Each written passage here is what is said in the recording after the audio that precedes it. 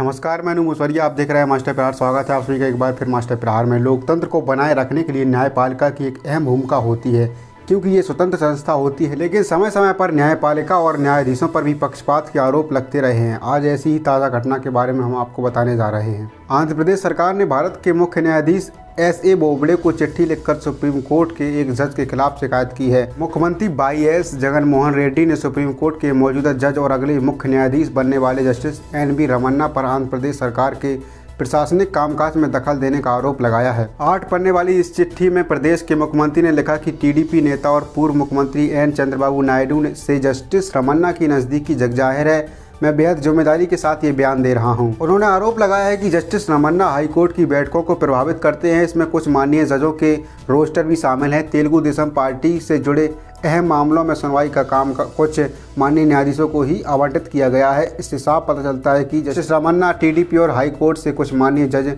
के बीच साठगांठ है। ये आरोप है आंध्र प्रदेश के मुख्यमंत्री के। अपने आरोपों के समर्थन में उन्होंने कुछ दस्तावेज और पहले दिए गए कोर्ट के आदेश भी चिट्ठी के साथ संलग्न किए हैं। शनिवार को मीडिया वार्ता में राज्य सरकार ने इस चिट्ठी की प्रति और कथित अहम सबूत कहे जाने वाले दस्तावेजों को मीडिया के साथ साझा किया।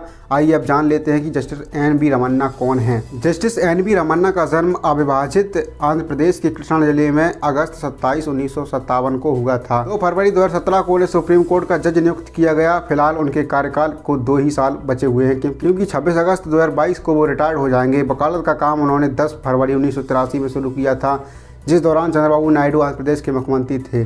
उस दौरान जस्टिस रमन्ना आंध्र प्रदेश सरकार के एडिशनल एडवोकेट जनरल हुआ करते थे। 27 जून 2000 को वो आंध्र प्रदेश के हाईकोर्ट में स्थायी जज के तौर पर नियुक्त किए गए। इसके बाद साल 2013 में 13 मार्च से लेकर 20 मई तक वो आंध्र प्रदेश हाईकोर्ट के एक्टिंग चीफ जस्टिस रहे। 2 सितंबर 2013 को उनकी पदोन्नति हुई और वो दिल्ली हाई कोर्ट के चीफ जस्टिस नियुक्त किए गए। इसके बाद 17 फरवरी 2014 को उन्हें सुप्रीम कोर्ट का जज बनाया गया। फिलहाल सुप्रीम कोर्ट के वरिष्ठ जजों की पंक्ति में मौजूदा supreme court chief justice S. Bobde के बाद दूसरे नंबर पर आते हैं। तो ये थी जज साहब की कहानी। मार्च 2017 में सुप्रीम कोर्ट के पूर्व जज जस्टिस चिलमेश्वर ने एक पत्र लिखकर कहा था कि जस्टिस एन.वी. रमन्ना और एन. चंद्रबाबू नायडू के बीच अच्छे संबंध हैं। उन्होंने कहा था कि ये न्यायपालिका और कार्यपालिका के बीच गैर जरूरी नज़दीकी का सबसे बड़ा उदाहरण है।